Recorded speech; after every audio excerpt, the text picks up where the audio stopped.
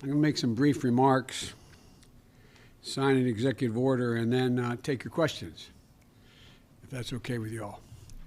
Last week, we immediately got to work to contain the pandemic and deliver economic relief to millions of Americans who need it the most. And today, we're getting to work to rebuild the backbone of America: manufacturing, unions, the middle class. It's based on a simple premise that will reward work, not wealth, in this country. And the key plank of ensuring the future will be made in America. I've long said that I don't accept the defeatist view that the forces of automation and globalization can keep union jobs from growing here in America. We can create more of them, not fewer of them. I don't buy for 1 second that the vitality of American manufacturing is a thing of the past. American manufacturing was the arsenal of democracy in World War II, and it must be part of the engine of American prosperity now. That means we're going to use taxpayers' money to rebuild America.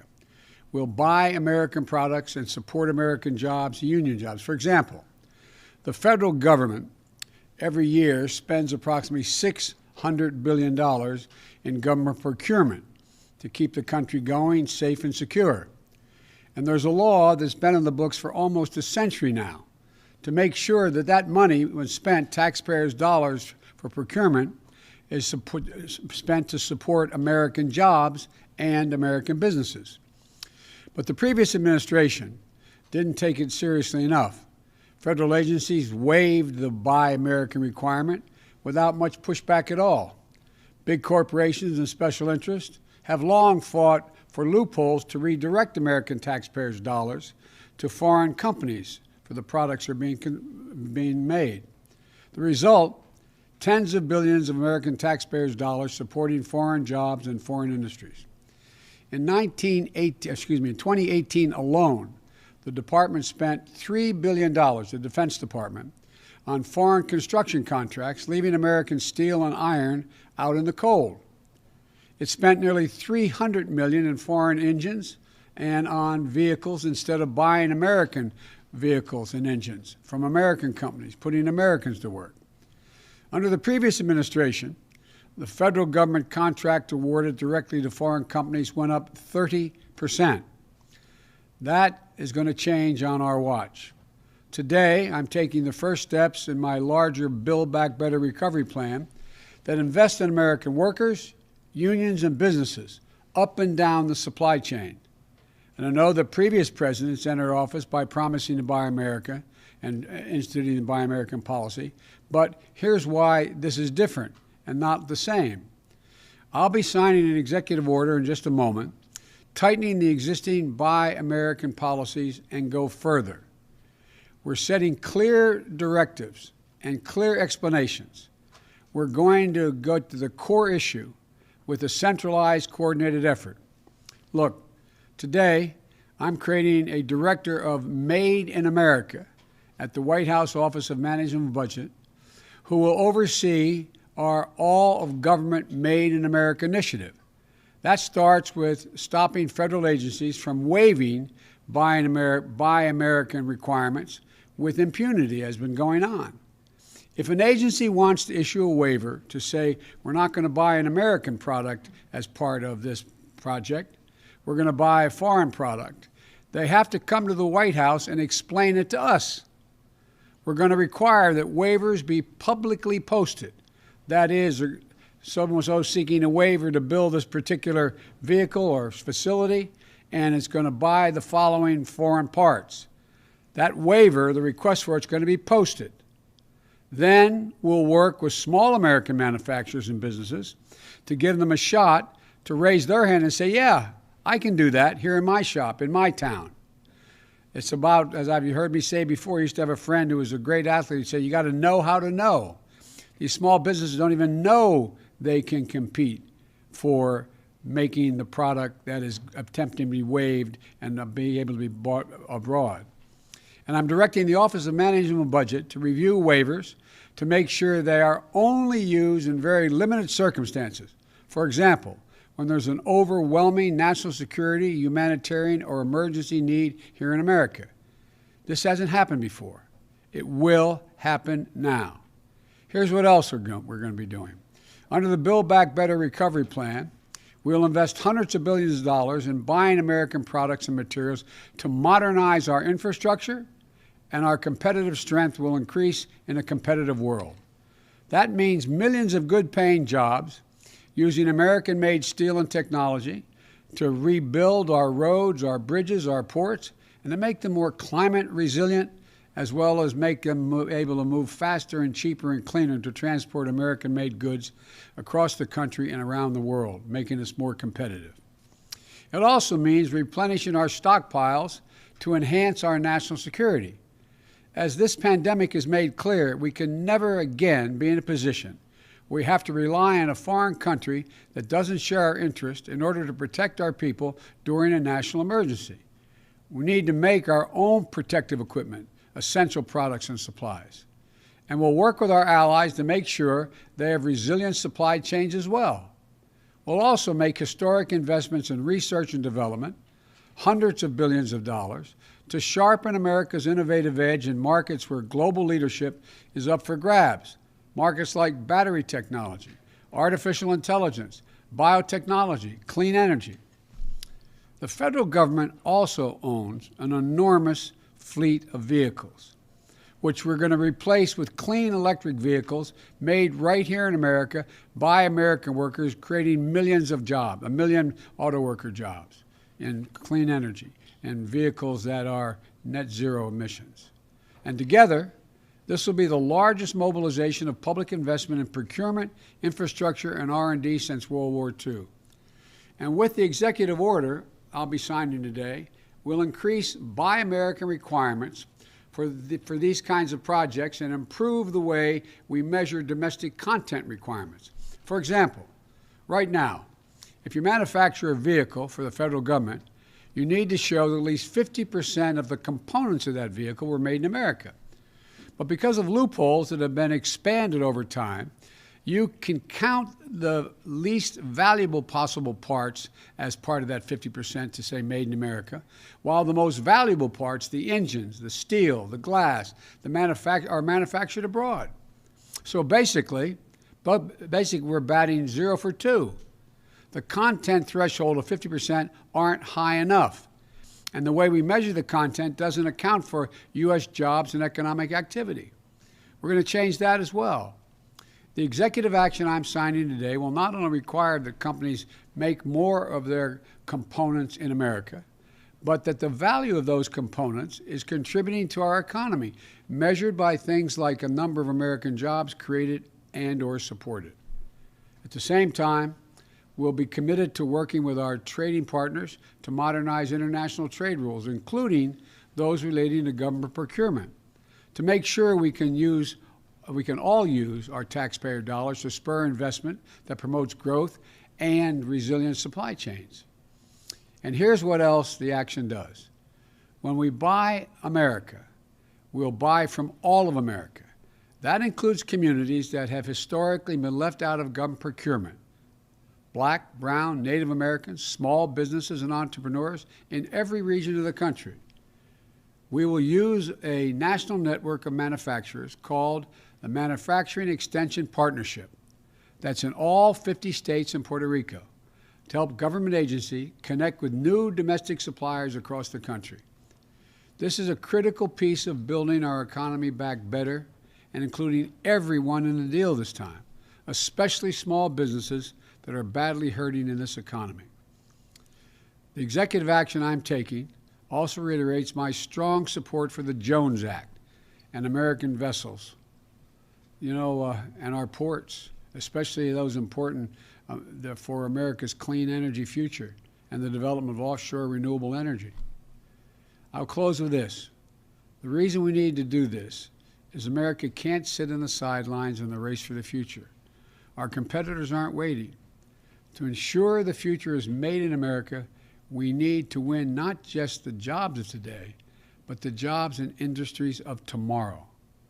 And we know that the middle class built this country, and we also know unions built the middle class. So let's invest in them once again. I know we're ready.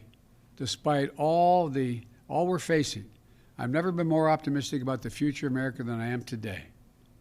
Given even just half a chance, the American people, the American workers, has never, ever let the country down.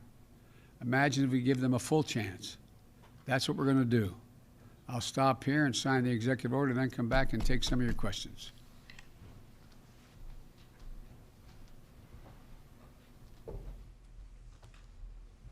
This executive order is entitled, "Ensuring the Future is Made in America by Americans, all of American workers."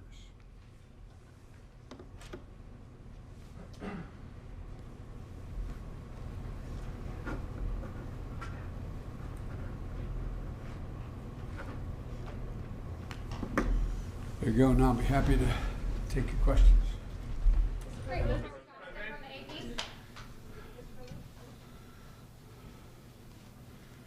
Thank you, Mr. President. Jonathan Lemire with the Associated Press. Two topics, if I may. The first, you have made reopening schools a central part of your first 100 days agenda, and you've long portrayed yourself as an ally to the teachers and unions. Right now, the Chicago Teachers Union has refused. They've defied an order to return to in-person classrooms because of a lack of vaccinations. Do you believe, sir, that teachers should return to schools now?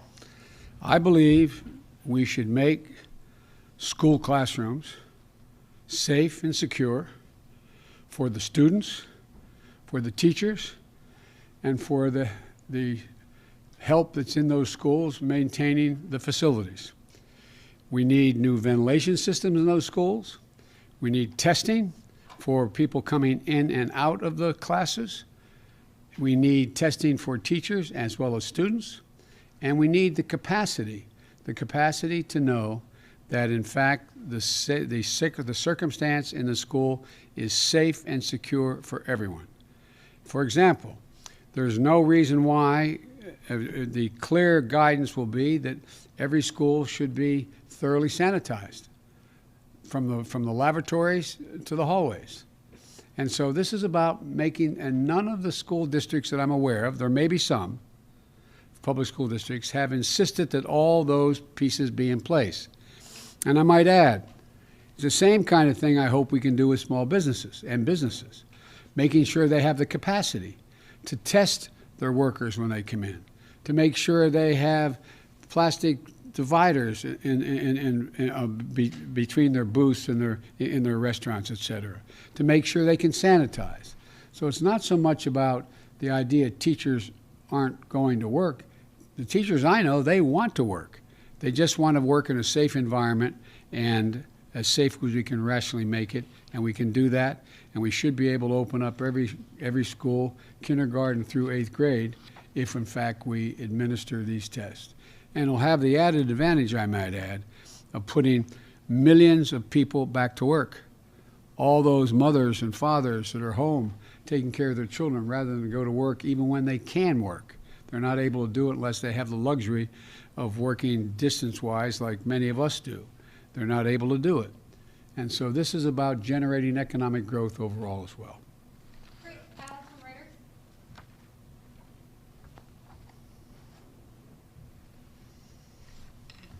Thank you, Mr. President. I'm Alex Alper from Reuters. I wanted to ask a question about Navalny.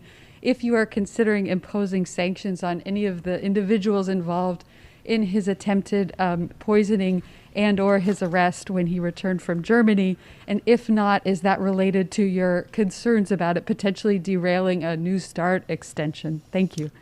I find that we can both operate in the mutual self-interest of our countries as a New START agreement and make it clear to Russia that we are very concerned about their behavior, whether it's Navalny, whether it's the solar winds, or whether it's reports of bounties on the heads of Americans in Afghanistan. I've asked the agencies in question to do a thorough read for me on every one of those issues, to update me precisely where they are, and I will not hesitate to raise those issues with the Russians. Jeff from NBC. President Biden, Vice President Harris. A question about your COVID relief deal. On Friday, you said the nation is in a national emergency. We should act like it. Given the scale and the severity of the need, how long are you willing to get sufficient Republican support before you would greenlight Democrat attempts to use reconciliation, for instance, to pass that bill? Well, look, the decision on reconciliation will be one made by the leaders of the House and the Senate. But here's the deal. I have been doing legislative negotiations for a large part of my life. I know how the system works. And what I'm not, can't guarantee anything at all, but I can say that what I'm going to be doing, and we've already begun, is making it clear to the leadership in the House and the Senate, as well as the group of 16, group, a bipartisan group, as well as Republican individuals who have an interest in the issues that are in my package, and saying, here's what I'm doing, here's why I want to do it, here's why I think we need to do it, and what kind of support can or can't you give to that. And then we go on to the way in which we deal with legislation all the time. You know, we didn't have any votes for the recovery package when Barack and I came into office. We were short 3 votes. We didn't know we had the votes until the day of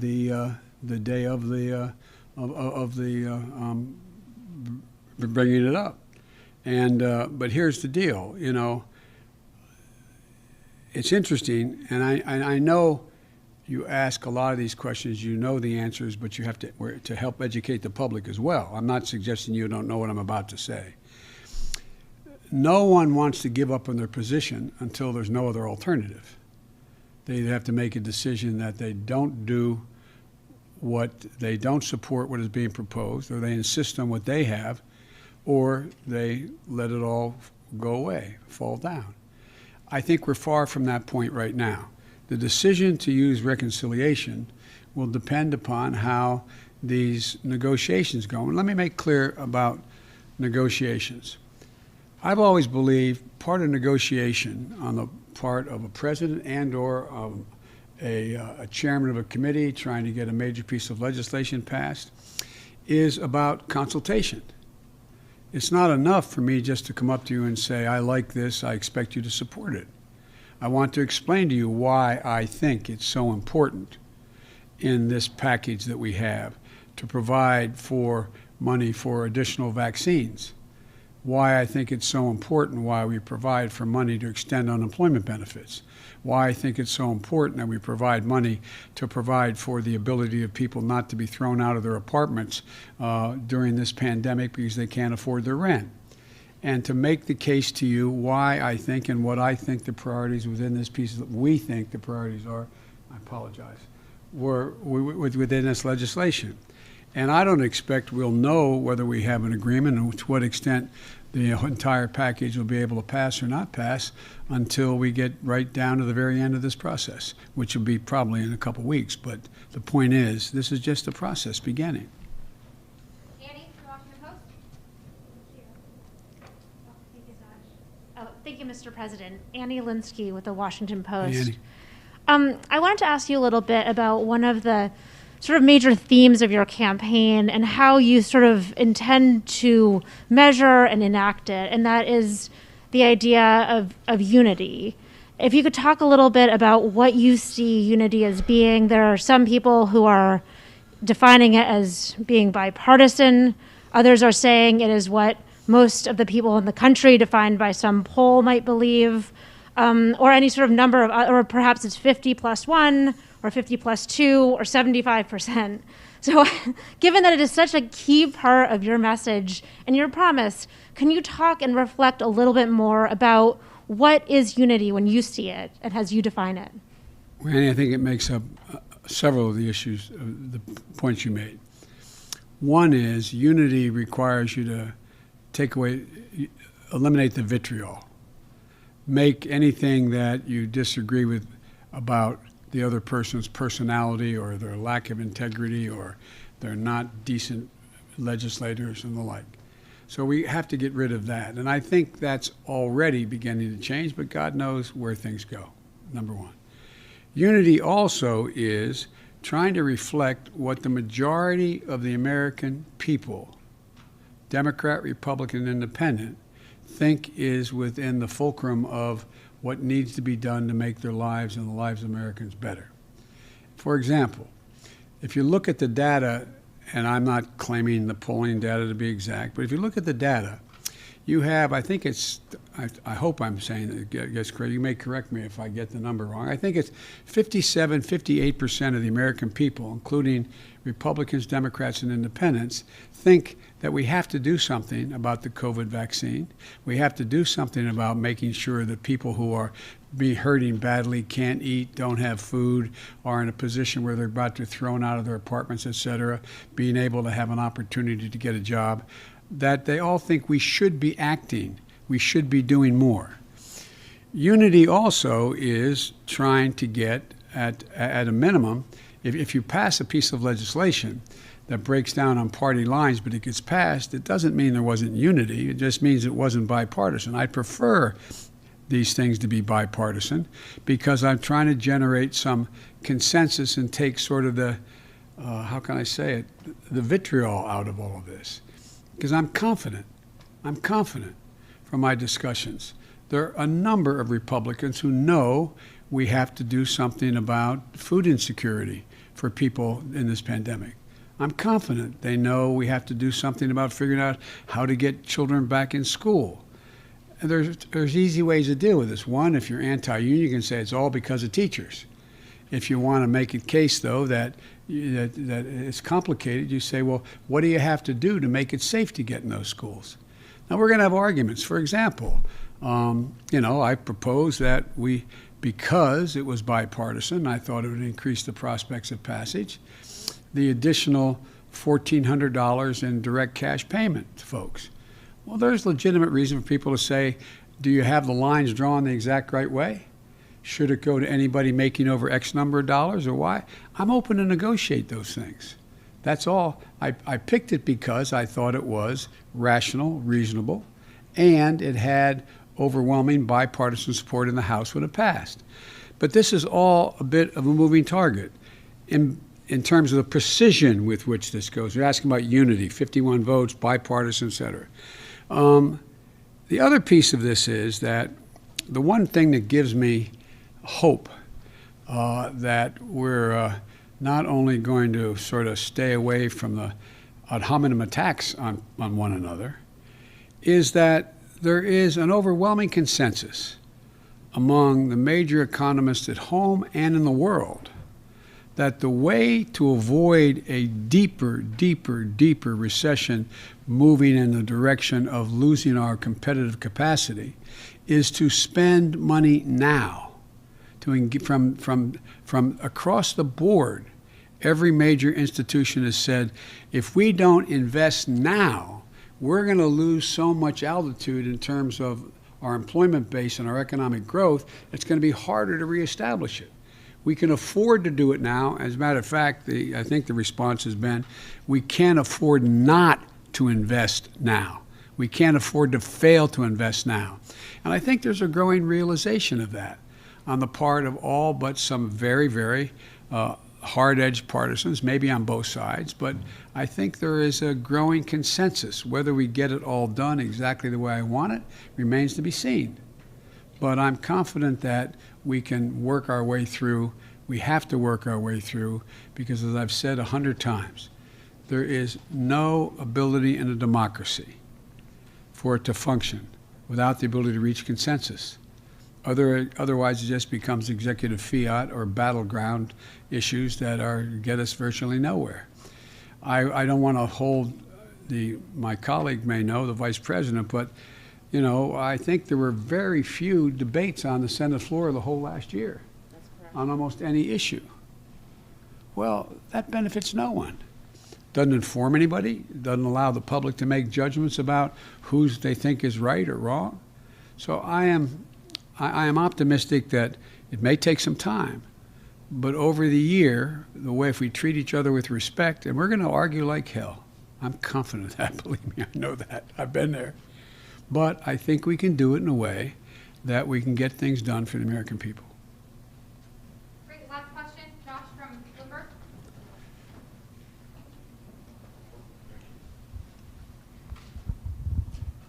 Josh, I don't trust you with a mic, huh? I don't know, That's man. fine. I wouldn't either. Thank you, Mr. President. I appreciate you taking the question. You mentioned just now that you might know in a couple of weeks. Can I ask whether it's more important for you to get something passed in a short time frame like that, or would you be willing to wait longer to get more bipartisan support? And might I also ask that one of the pillars is the vaccine funding. When do you think any American who wants to get the shot will be able to get the shot? Well, I'll try to answer the three parts of your question as I heard them. One, time is of the essence. Time is of the essence. And I must tell you, I'm reluctant to cherry pick and take out one or two items here and then have to go through it again, because these all are kind of, they go sort of hand in glove, each of these issues, number one. Number two, we are optimistic that we will have enough vaccine, and in very short order. We, as you know, we came in office without knowledge of how much vaccine was being held in abeyance or available. Now that we're here, we've been around a week or so, we now have that. And we've gotten commitments from some of the producers that they will, in fact, produce more vaccine in a relatively short period of time and then continue that down the road. So I'm quite confident that we will be in a position within the next 3 weeks or so to be vaccinating people at the range of 1 million a day or in excess of that.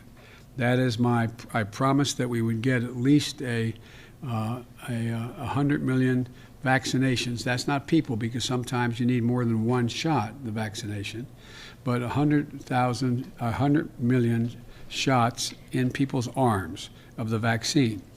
I think with the grace of God and the goodwill of the neighbor and the creek not rising, as the old saying goes, I think we may be able to get that to 1.5 million a day rather than 1 million a day. But we have to meet that goal of 1 million a day. And everything points that we're going to have, enough vaccine, B, enough syringes and all the paraphernalia needed to store, keep, inject, move into your arm the vaccine. 3, a number of vaccinators, people administering the vaccine, which is not an easy task. Of those who have those facilities, like the nursing homes and hospitals, they have the people to do it, but they don't have the capacity to do everyone. And so I think we're going to have, we're leaning hard on into areas where we produce more vaccinators. We feel confident we can do that. And thirdly, it's really important that we have the fora, the place, the facility, the circumstance where people can show up, stand in line, and get their vaccine without having to stand in line for 8 hours. Being able to pick up the phone, call the pharmacy, and get your name on the list, et cetera. All those mechanical things are really, they sound simple, but they're all consequential when we're trying to get out a minimum of 100 million vaccinations in 100 days and move in the direction where we are well beyond that in the next 100 days, so we can get to the point where we reach herd immunity in a country of over 300 million people. Does that answer your question? Well, my question was at what date or roughly when do you think anyone who wants one would be able to get it? Is it summer? Is it fall? Oh, I know. I think it'll be this spring. I think we'll be able to do that this spring. And but it's going to be a logistical challenge that exceeds anything we've ever tried in this country. But I think we can do that.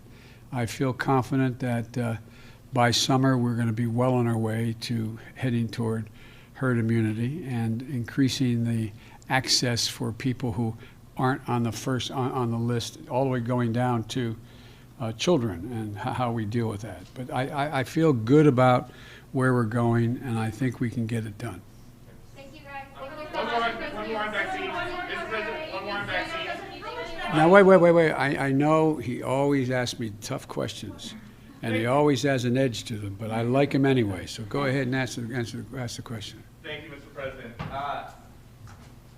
So you just said that you think within 3 weeks or so we'll be at the point where there are 1 million vaccines per day, but it seems like... No, I think we'll get there before that. I said I misspoke. I hope we'll be able to increase as we go along till we get to the 1.5 million a day. That's my hope. And then the follow-up to that would be, now that you're president and you're saying there is nothing we can do to change the trajectory of the pandemic in the next several months, what happened to 2 months ago when you were talking declaratively about I am going to shut down the virus? Well, I'm going to shut down the virus, but I never said I'd do it in 2 months. I said it took a long time to get here. It's going to take a long time to beat it. And so we have millions of people out there who have the virus. We're just, for the first day, I think, correct me if I'm wrong, I've been doing other things this morning, speaking with foreign leaders, but one of the things I think this is one of the first days that the number has actually come down, the number of deaths and the number on a daily basis and the number of hospitalizations, et cetera. It's going to take time. It's going to take a heck of a lot of time. And we still have, as Dr. Fauci constantly points out, it's one thing when we have mass, how can I say it politely, mass disregard of the warnings about not wearing masks and wearing masks and social distancing and failure to social distance and people getting together on holidays in ways that weren't recommended, et cetera. We see, first thing that happens is we see the number of infections go up. Then you see the hospitalizations go up. Then you see the deaths go up. And so we're in this for a while. I mean, what are we now at about 410,000 deaths? And there's going to be more. The prediction, as I said from the very beginning of getting here, after being sworn in, was the predictions were we're going to see somewhere between a total of 600,000 and 660,000 deaths before we begin to turn the corner in a major way. So, and again, remember, the vaccine, most of the people taking the vaccine, a vast significant number, require 2 shots, and they are an average of 3 weeks apart, and it takes time for it to be sure that you get to that 95% assurance rate. And so it's beginning to move, but I'm confident we will beat this. We will beat this, but we're still going to be talking about this in the summer. We're still going to be dealing with this issue in the early fall. And last point I'll make, and I know you're tired of hearing me saying it, particularly you may be tired of hearing me saying it, and that is that if we wear masks between now and the end of April, the experts tell us we can save 50,000 lives. 50,000 people otherwise would die. Thank you so very much. Mr. President, right now.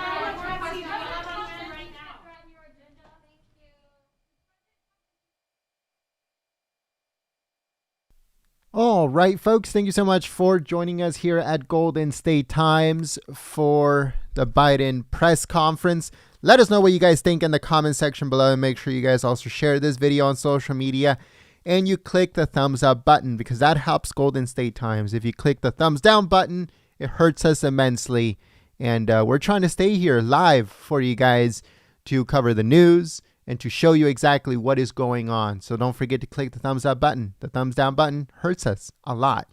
So thank you so much for your consideration. If you're new to the channel, we encourage you to subscribe and click that notification bell, and make sure you guys join us on our website, goldenstatetimes.com. Again, that's www.goldenstatetimes.com.